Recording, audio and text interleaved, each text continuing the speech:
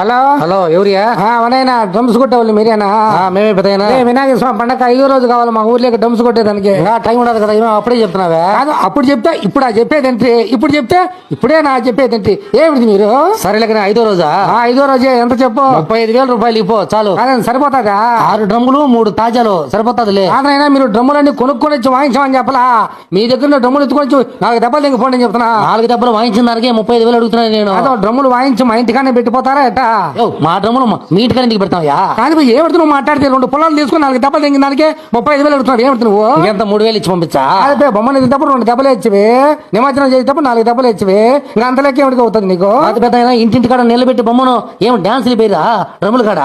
ఆ డాన్స్ చేసి మమ్మల్ని ఏమంటా లెక్క? అయితే వాయించిన దానికి ఊరియాలని. అది బొమ్మ ఎత్తేటప్పుడు ఉండు కూడా కొడితే, ఆడ నిమజ్జనం చేసేటప్పుడు దప్ప డబ్బ డబ్బ డబ్బ కొడితే, ఇంకో ఎగిరినవాడికి ఎగిరిన కూడా అడుగుపో. ఏందైనా డ్రమ్ములు కాడ ఎగిరిన డబ్బులు అడగమంటా మమ్మల్ని.